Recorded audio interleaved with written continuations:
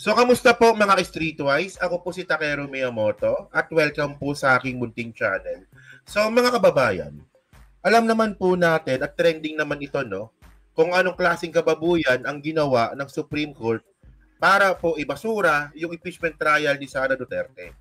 Actually, marami nang nag-content niyan at maraming nag-explain na yan. So, medyo natindihan na po natin kung ano pong ginawa nila katangahan dito. Pero by the way, mga kababayan, no, meron pa rin namang slim chances na mag-proceed or magpatuloy yung impeachment trial ni Sara Duterte sa Senado. Kasi mukha magbobotohan po sila. Kung itutuloy ba nila or kung susundin ba nila yung decision ng Supreme Court. Kasi di ba, hiwalay naman na sa ngayon ng gobyerno yan. Co-equal branch po yan eh. Okay. So, abangan din po natin yan.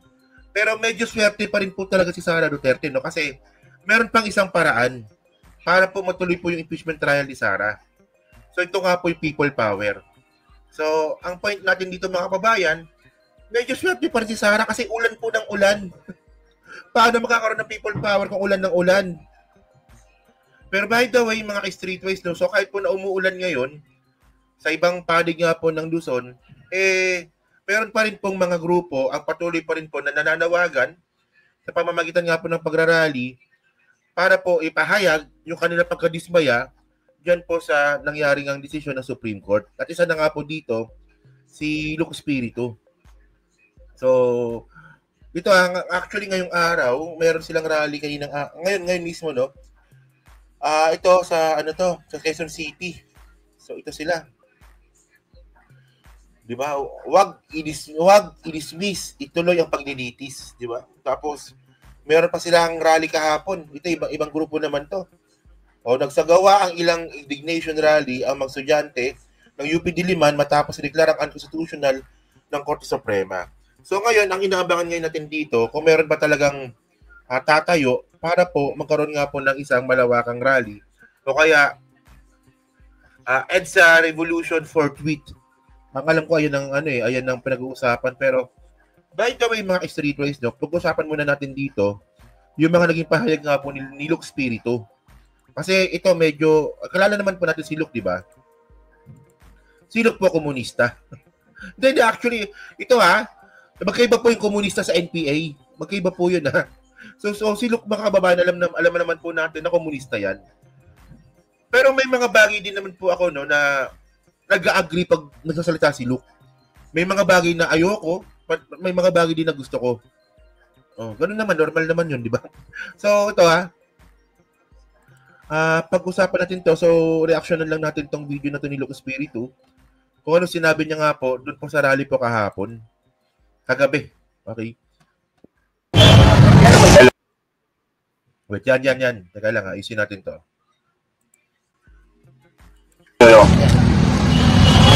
Mga kasama, nung si Duterte ang Pangulo, 30,000 na mga namatay dahil sa mga simpleng mga lohika, at akala ko ang simpleng lohika ay siyang kalakasan ni Duterte dahil madaling maintindihan. Simple lang ang lohika ni Rodrigo Duterte. Problema natin ang droga. Malaking problema ang droga, sanhinang kriminalidad ang droga. Ang mga nagdodroga, pumapatay. Ang mga nagdodroga, nangre-rape. Simple ang solusyon, patayin ang mga nagdodroga. Patayin ang mga nagbebenta ng droga. Sa simpleng mga ganyang klaseng lohika, 30,000 ang namatay. Dito sa kaso ni Sara, simple lang din naman Hindi naman komplikado. Pero bakit iba ang resulta? Di ba simple lang naman? May 600 million binigay sa kanyang mga kamay.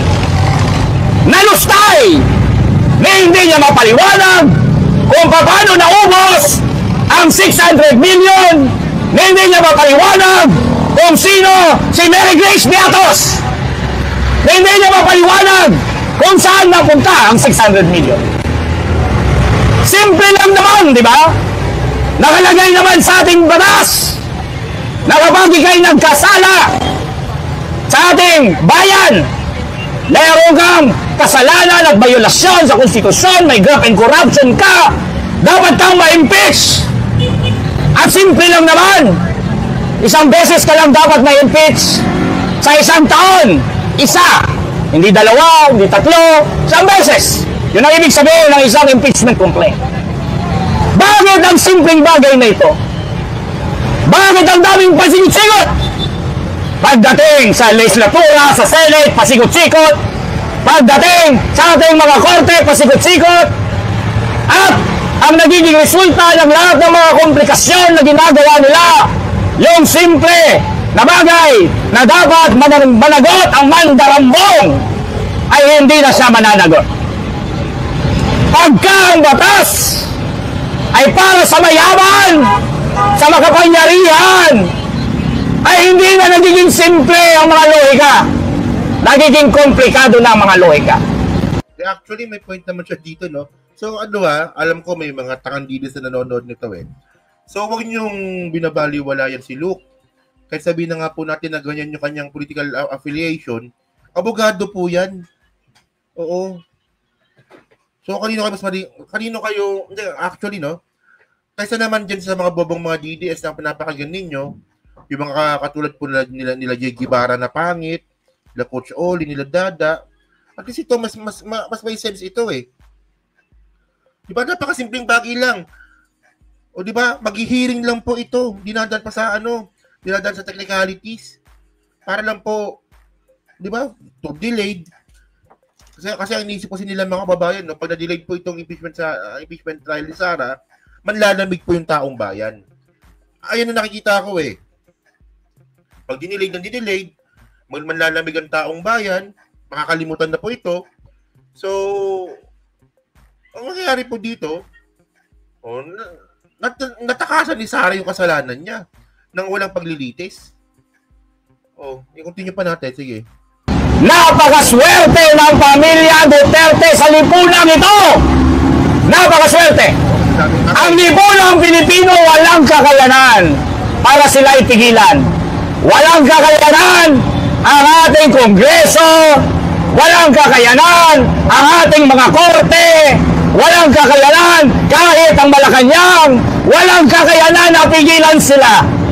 Walang kakayanan na pigilan si Rodrigo pumatay, walang kakayanan na pigilan si Sara Duterte mandarambong, walang kakayanan na kahit anong gawin ng mga anak ni Duterte, mangyayari ang suntukan, kung ano-anong sasabihin, magiging hari at kingpin pa rin ng Davao, walang kakayanan para pigilan ang pamilya Duterte.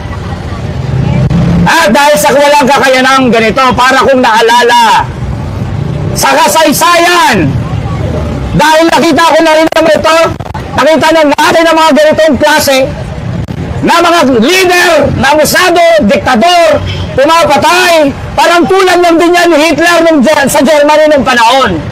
Walang pumipigil kay Hitler, walang kakayanan ng lipunan na pigilan siya. Pagdating ng panahon, pagsisisi kung bakit hindi napigilan. Alam nyo, ito hindi ko talaga makuha, no? Si Digong po nakakulong na. No? Si Sara Duterte po, boba po yun. Mas dihamak naman po na mas matalino po yung mga Supreme Court judges natin. Mas dihamak naman po na mas matalino yung mga senador po natin kay Sara. Pero bakit kayo pumapayag, no, na magpagamit sa isang politiko na katulad ni Sara na wala namang alam? Di ba nagpapasakop kayo sa bobo? Hindi nga, di ba? Kung nag-aral kayo ng law, o pinasan ninyo yung bar, tapos gusto nyo maging judge, ngayon tumaas yung rango ninyo, Supreme Court Associate Judges kayo, tapos magpapasakop lang kayo sa isang bobo na katulad ni Sara. Nakakahiya yun, men.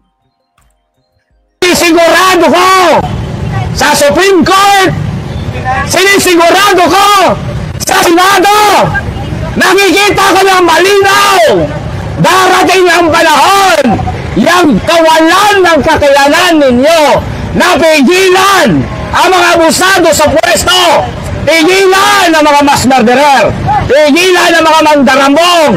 Darating ang panahon pag simulat ang kasaysayan na sa mga punto ng kasaysayang yan, dapat napigilan sila na magkaroon ng kapangyarihan. At dahil hindi sila napigilan, nagkasala pa sila lalo sa bayan. At ang puntong yan ay inabot ng Supreme Court at ang sabi ng Supreme Court, huwag natin pigilan ng mga Duterte.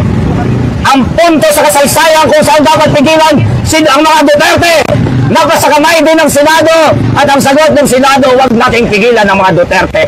Darating ang panahon at pinapangako ko, huwag nating pigilan ng Duterte. Huwag nating pigilan si Sara, huwag nating pigilan ang mga kapatid niya, huwag nating pigilan si Rodrigo. Sa huli ang pansisisi dahil kinikinita ko na darating ang panahon na ang lipunang Pilipino ay mapupunta sa basurahan at mamumuno ang mga kanan, ang mga abusado, ang mga mandarambong at ang mga mamamatay tao. At ang dami ito ninyo mga kasama. Pag dumating sa panahon, ang panahon na magkatotoo lahat yan, magkatotoo lahat yan, ang sarap lang na makita ang lahat ng pumayag at hindi pumigil sa pamilya Duterte na sirain ng lipunang Pilipino. Actually, mga kababayan, no, tayo naman po talaga, hindi naman talaga tayo totally anti-Sara Duterte. Eh. Ako okay lang sa akin, si Sara maging presidente ng Pilipinas, okay lang sa akin. Kung matalino siya. Diba? Okay lang sa akin si Sara maging presidente ng Pilipinas kung nakikitaan po natin siya ng isang magiging huwaran at magaling po na leader. Pero hindi po eh. May saltik po si Sara sa kokote eh. May sira po ulo nun eh. At bukod sa lahat nga mga babayan, boba pa po siya. So ito yung sinasabi nga po ni Luke. O, kapag si Sara po naging presidente, sure na po yan. May mga magsisisi sigurado. O, boba, tanga. Mahina ang kokote. May sayad, may saltik, mental. Ako lang, di ba? Ang sarap lang na harapin sila ulit. Singilin sila. Ang mga senador na yan. At kung sino ba ang hindi pumayag na sila ay tigilan. Ang sarap lang. Ang kasaysayang yan ay sigurado akong mangyayari. Sigurado akong mangyayari. Kaya nasa ating mga kamay ngayon, mga kasama, meron tayong isang institutional failure. Dahil institusyon na natin ay hindi talaga nagiging epektibo para sa mga mandarambong at sa mga mamamatay tao. Mr. Pektibo, Kuya Ipe sa Inidoro. Yan, so kayo mga babae, no? So actually, gusto ko lang naman i-share tong video ni Luke Spiritu kasi hindi siya nag-trending eh. No? Kasi hindi siya nag-trending sa Facebook, sa mismong account niya. So at least, no, may naipasa po natin yung message na may point po talaga si Luke dito. No? Ito po yung lipunan na hindi kaya pigilan or pigilin yung mga taong katulad nga po ng pamilya Duterte. Kasi ang ending nito mga kababayan, kung sisisi po tayo sa huli, sigurado naman po yun. Di ba? Yan na, so kayo po mga kababayan, no? Kayo po, ano po masasabi nyo nga po dito kay Luke Spiritu? So kayo ba, ano bang stand nyo kay Luke? Ayaw nyo ba sa kanya? Okay ba siya? O minsan okay, minsan hindi? O di ba? Sa inyo po yun. Pero ano rin po masasabi niya nga dito, sa mga sinabi niya nga po, dyan po sa rally po na yan, na nangyari po kagabi. So, agree ba kayo sa kanya? So, pa-comment na po sa baba at binabasa ko pong lahat yan.